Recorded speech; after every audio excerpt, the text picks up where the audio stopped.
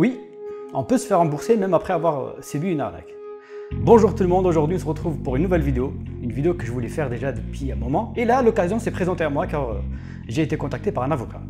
Et pas n'importe quel avocat. Un avocat qui a déjà traité des affaires d'arnaque et qui a à chaque fois réussi à obtenir un remboursement. Enfin, les victimes se sont fait rembourser par leur banque le préjudice subi. Bon, ça a l'air un peu flou dit comme ça, mais vous allez voir, c'est plutôt simple. Généralement, ceux qui me contactent pour des affaires d'arnaque, la première chose que je leur conseille, et je continue encore à le faire aujourd'hui, c'est toujours d'aller porter plainte. Ça, c'est systématique. La première des choses à faire, c'est toujours pousser la porte de la gendarmerie. Mais il y a un autre truc auquel les victimes d'arnaque ne pensent pas vraiment. Et c'est pour cette raison que j'ai décidé de faire cette vidéo. Le truc est d'essayer d'obtenir un remboursement par la banque. Oui, c'est possible.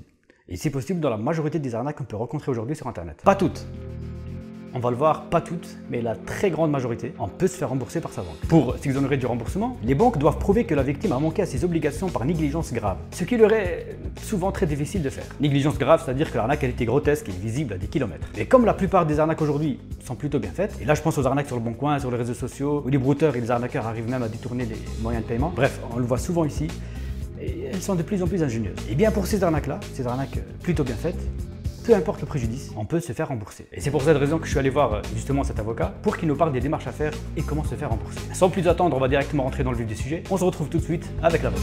Bonjour maître, juste avant de rentrer dans les détails, pouvez-vous vous présenter? Bonjour Sandoz, je m'appelle Virgile Walter, je suis avocat au barreau de Mulhouse. Lors de nos échanges, vous me dites que vous avez déjà rencontré des victimes d'arnaque. Quel type d'arnaque précisément?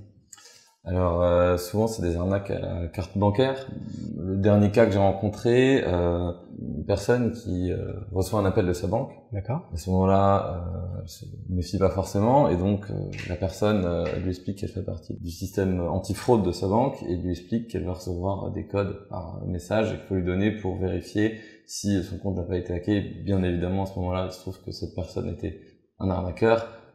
Mon client envoie les codes à la personne et se fait comme ça soutirer des sommes d'argent importantes. Donc là, on va essayer de rentrer un peu dans les détails. Et vous m'avez dit par rapport aux victimes que vous avez eu affaire, vous avez réussi à obtenir un remboursement par la banque. Oui, tout à fait.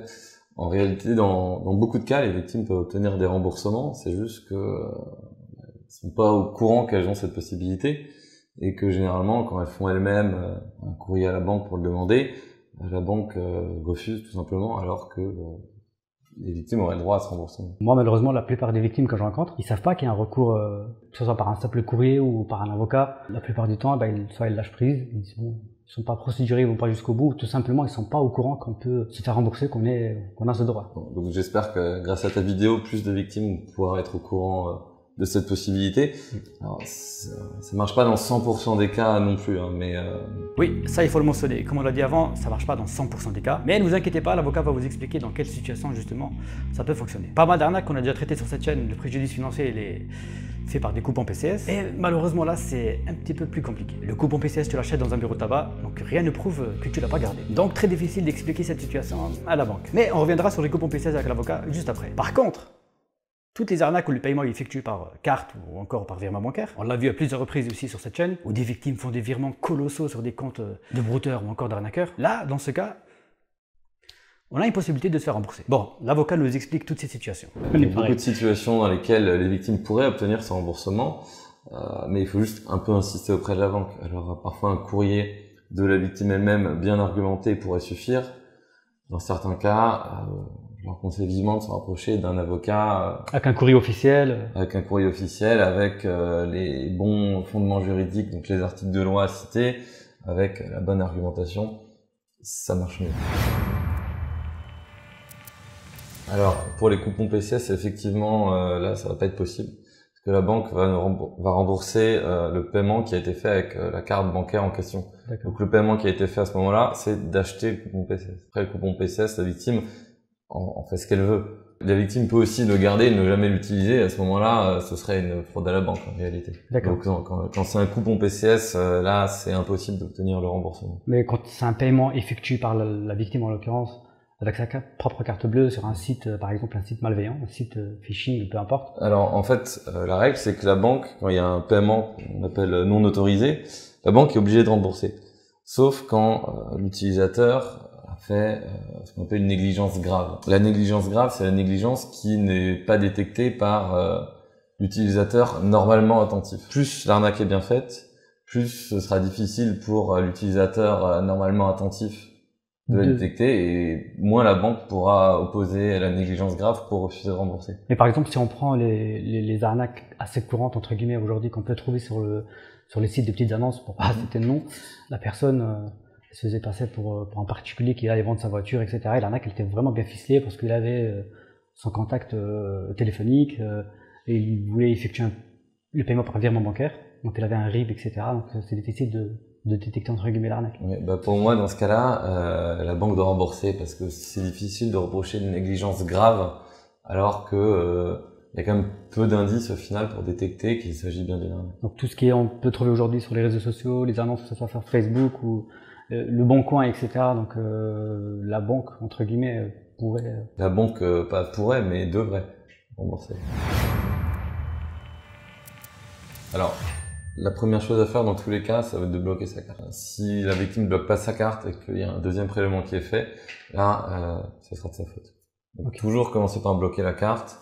Si c'est une question de mot de passe, par exemple, que le brouteur ou l'arnaqueur a eu accès au compte bancaire, changer tous les mots de passe, disons faire tout ce qui est possible de faire pour éviter que l'arnaque se reproduise. Parce que si c'est pas fait, on pourra le reprocher à la victime pour refuser de rembourser les nouveaux prélèvements qui seraient éventuellement faits.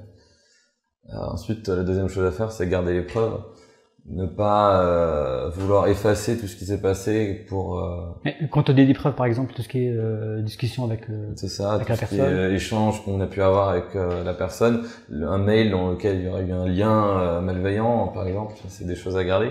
Parce que si derrière, il faut prouver que l'arnaque était bien faite, si on a perdu le lien pour aller sur le site, ça va devenir très compliqué. Après, à savoir aussi que des fois, ces liens qu'on reçoit par mail ou quoi, ce sont des liens qui ont une durée de vie assez petite. Donc, imaginons par exemple l'arnaque, elle a eu lieu aujourd'hui. Dans une semaine, si ça se trouve, le lien n'est plus valide. Alors, oui, c'est sûr que c'est mieux si on peut avoir encore accès au lien ou avoir une capture d'écran. Après, pour refuser le paiement, en fait, c'est la banque qui doit prouver la négligence grave.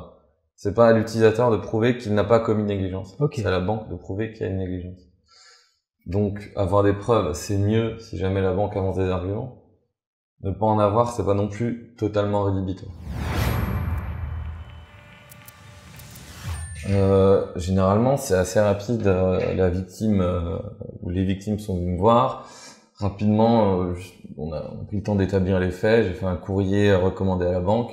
Et généralement, dans les 2 ou 3 semaines, les victimes ont été remboursées. Est-ce que c'est vraiment à la portée de tout le monde de pouvoir le faire ou... Envoyer un courrier à la banque pour être demandé à rembourser, c'est à la portée de tout le monde. Derrière, si la banque refuse, argumenter contre la banque, là, ça peut devenir compliqué. Surtout s'il y a des gros enjeux financiers. Je conseille de se rapprocher de quelqu'un qui connaît le droit. Donc, il y a les avocats, évidemment. Il peut y avoir aussi des associations de consommateurs. Ce qui est important, c'est d'écrire très vite à sa banque. Alors, quand le paiement est fait vers un compte en France, le délai pour le faire, il est de 13 mois, donc ça va.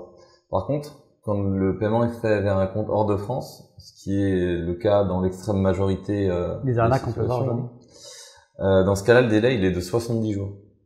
Donc, c'est ce qu'on appelle un délai de forclusion. Donc, si en 70 jours après l'arnaque, on n'a pas envoyé un courrier recommandé à sa banque pour lui demander de rembourser, après, on peut plus rien faire. C'est vraiment fini.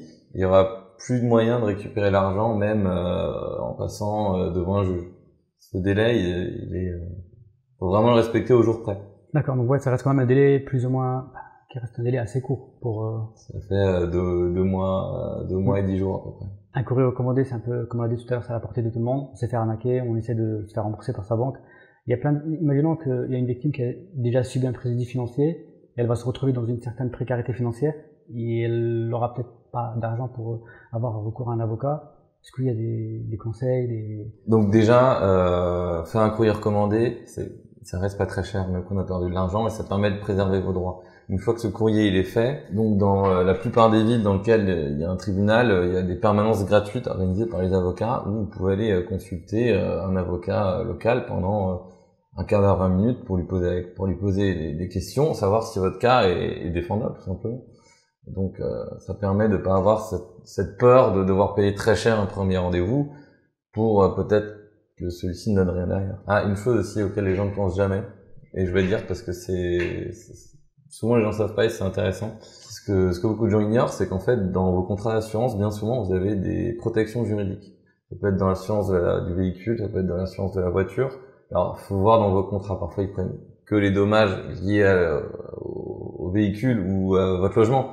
Mais parfois, ils prennent tout en compte. Et dans ce cas-là, votre assurance protection juridique, et vous payez les frais d'avocat. Vous pouvez aller voir un avocat et ensuite, votre protection va vous rembourser les frais. Donc, pour résumer, je suis une victime et j'ai subi un préjudice financier d'une certaine somme assez importante. Qu'est-ce que je devrais faire, par exemple, à partir d'aujourd'hui? Donc déjà, commencez par envoyer un courrier à votre banque, envoyez dans le recommandé pour garder les traces. C'est très important. Votre banque va sûrement refuser de vous rembourser. Ce qui arrive dans 99% des cas, elle va dire que vous avez été négligent. Sauf qu'en réalité, la banque, comme j'ai dit avant, dans beaucoup de cas, elle aura tort et il faudra juste être un peu plus insistant, faire appel à un avocat ou à une association de consommateurs, peuvent le faire aussi, je pense, pour être un peu plus insistant et demander à la banque de payer. Mais il y a une chose qu'il faut dire aux victimes, c'est surtout de pas avoir honte et de demander ce remboursement, de faire les choses pour ne pas avoir de regrets plus tard, ne pas se dire dans quelques mois, quelques années, ah mais ce jour-là j'ai perdu énormément d'argent, j'ai rien fait parce que j'avais honte. Non, allez-y, vous le regretterez pas. Ça sera peut-être difficile de passer le cap, d'aller dire à la banque, d'aller avouer qu'on s'est fait avoir. D'en parler, ouais. Mais ça vaut le coup de le faire. Parler, c'est aussi la clé de tout. Comme il vient de le dire, parfois les victimes ont honte d'en parler. Ils ont honte de dire qu'ils se sont fait escroquer. Mais comme je leur dis à chaque fois, il n'y a aucune honte à avoir. Ce sont des victimes. Les seuls qui doivent avoir honte dans l'histoire, ce sont les arnaqueurs, les brouteurs, etc. Comme vous venez de voir, cette méthode fonctionne plutôt pas mal. Hormis les coupons PCS, où là c'est un peu plus compliqué de se faire rembourser. Il faut aussi prendre en compte les délais, les dates limites, comme la plupart des arnaques qu'on rencontre aujourd'hui, où les virements, etc. se font sur des comptes à l'étranger, principalement des comptes néobanques comme N26, Vivid, etc. Bref, donc la plupart à l'étranger. Et dans ce cas-là, on a seulement 70 jours pour faire les démarches. Et les virements faits sur des comptes français, par exemple les néobanques, Boursorama, Ma French Bank ou autre, là vous avez 13 mois pour faire le nécessaire. Donc un peu plus de temps, mais le mieux, ça reste de le faire le plus tôt possible. Une lettre recommandée pour garder une trace. Suivant la réponse de la banque, s'ils acceptent de rembourser, tant mieux. Mais comme dans la majorité des cas, ils vont essayer de trouver des excuses et essayer de s'exonérer des remboursements. Et dans ce cas-là, n'hésitez pas de vous rapprocher des associations de consommateurs, EFC Que Choisir, 60 millions de consommateurs, ou encore un avocat, comme on vient de le voir. Voilà, j'espère que cette vidéo elle vous aura plu et qu'elle vous aura appris des trucs. N'hésitez pas à la partager à vos proches ou encore des personnes que vous connaissez et qui ont subi une arnaque là récemment, ça peut que les aider. Quant à moi, je vous dis à la semaine prochaine pour une nouvelle vidéo. En attendant, restez sur vos gardes, c'était Sandoz. Ciao!